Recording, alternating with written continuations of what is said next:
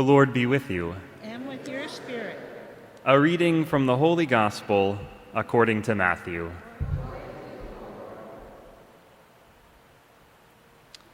Jesus said to his disciples, "The kingdom of heaven is like a treasure buried in a field, which a person finds and hides again, and out of joy goes and sells all that he has and buys that field. Again, the kingdom of heaven is like a merchant searching for fine pearls. When he finds a pearl of great price, he goes and sells all that he has and buys it. Again, the kingdom of heaven is like a net thrown into the sea, which collects fish of every kind. When it is full, they haul it ashore and sit down to put what is good into buckets, what is bad they throw away.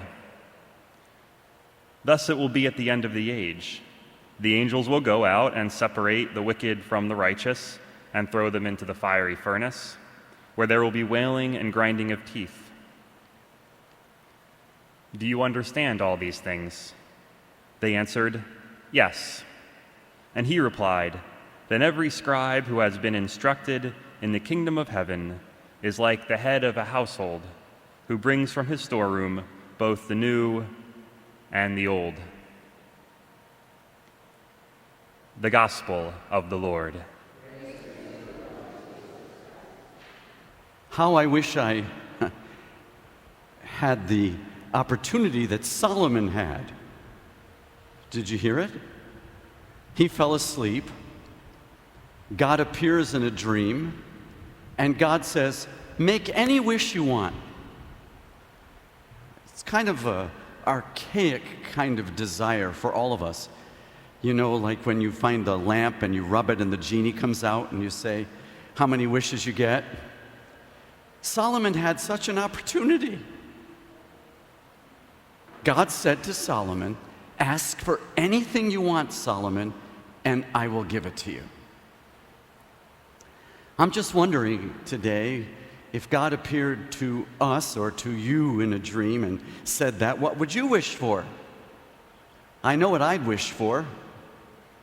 I'd wish that Francesca's restaurant hadn't closed on Taylor Street, or Davanti across the way. I would wish that Taylor Street would have more Italian restaurants, because we're pretty much losing them all. I think I would wish that someone would win the lotto so we could repaint this church before I died. And we'd have my funeral in a really nice church with a great pipe organ. I guess I might wish that my friend Ernie Raciello would not have died. He died last night. He was a member of an affiliate of our community. In fact, I'm wearing a vestment that he donated way back in 1998 when we had only rags here in church. Ernie died of a stomach cancer, but died a beautiful death. Beautiful death. His funeral will be this week sometime here. I would have wished that he wouldn't have died. And I think I would wish that somehow this city of Chicago wouldn't be so divided, that there wouldn't be so much violence in the city or in our country. I would wish that they had not taken down the statue of Columbus. I kind of like the statue. I would wish that there would be not so much rancor in the community about what that all means. I would wish that there would be peace in the city, in the neighborhood, in the country. If God came to me and said, "Ask for anything you want," I think I would wish for the hope that somehow we would realize that a statue is more than a statue, and that it has to do with everything deep down inside all of us. It would have to wish that somehow we would realize that there's a lot of hurt in people. Hurt in African Americans, hurt in whites, hurt in Italians, hurt in the Irish, hurt in indigenous peoples. There's so much hurt in all of us. I would wish that we would get to that hurt rather than just fight over a piece of art. But God has not appeared to me in a dream. And dreams are not as easy as they sometimes seem to be in the stories we read. But maybe we can take a clue for all of the answers to prayers. We take a clue from what Solomon wished for. Did you hear it? Solomon wished for the pearl of great price.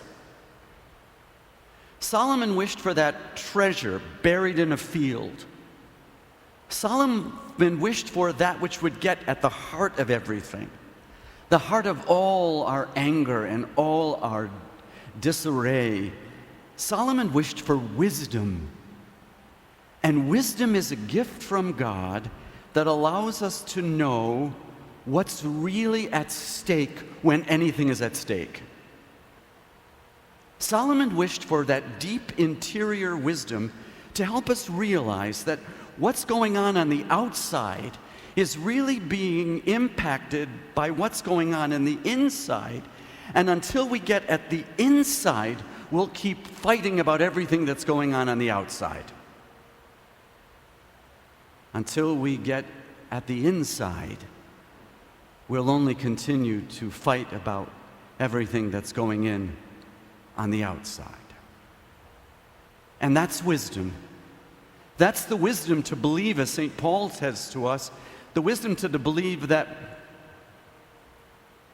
all things will work out for good for those who love God. But the clue is for those who love God.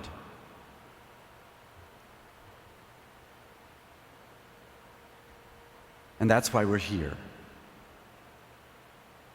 We're here to be schooled in loving God. We're here to be schooled in what's going on the inside. We're here to plead at this altar in the Holy Communion we share, to plead for a wisdom in these troubled times in our country, in our world, in our city, in our neighborhood, to plead God for a deep wisdom so that we don't simply fight about things that are superficial without realizing that deep down inside, God will make everything work out for good for those who love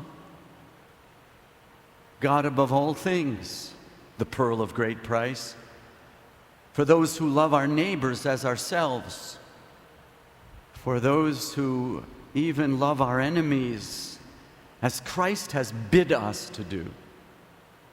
Oh, I wish I had such a dream, don't you? Where we could wish something like Solomon.